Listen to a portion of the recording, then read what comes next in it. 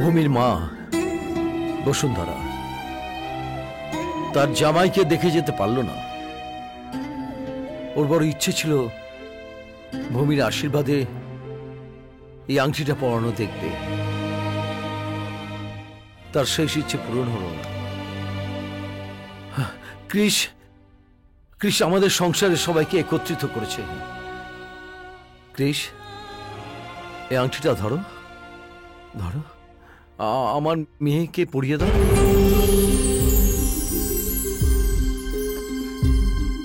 আর আমাদের বংশে এই আংটি পরিয়ে আশীর্বাদ হয়, তারপর বিয়ে ঠিক হয়।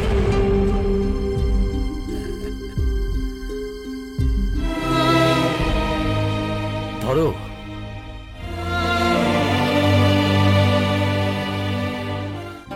মায়ের কথা মনে পড়ছে না রে? আয়।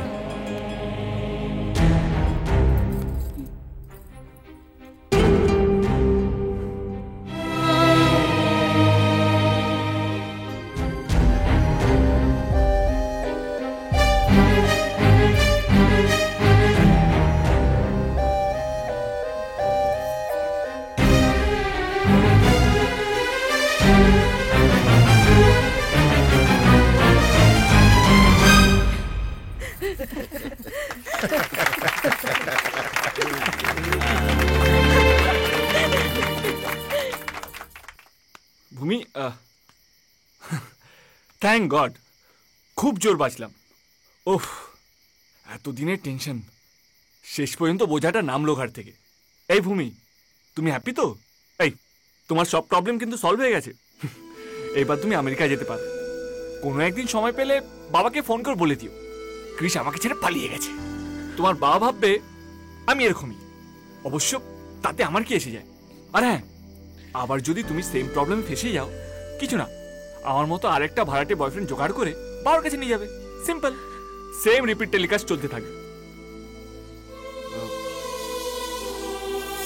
মি, আরে আই ওয়াজ জাস্ট কিডিং ইয়ার। আচ্ছা, আমি জানি আমার চেয়ে ভালো কেউ তোমার জন্য ওয়েট করে আছে, যে তোমাকে আমার চেয়ে অনেক বেশি ভালো রাখবে, আমার চেয়ে অনেক বেশি খুশি রাখবে। মিলে নিও আমার কথাটা। হ্যাঁ,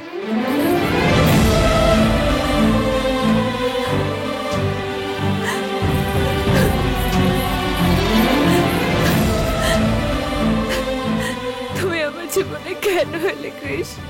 কেন? যদিও এলে, এরকম ভাবে চলে যাচ্ছ কেন বলো? কাল থেকে তুমি আমার পাশে থাকবে না। আমি আমি ভাবতে পারছি না, আমি খুব একা হয়ে যাবো ক্রিস, খুব একা হয়ে যাব।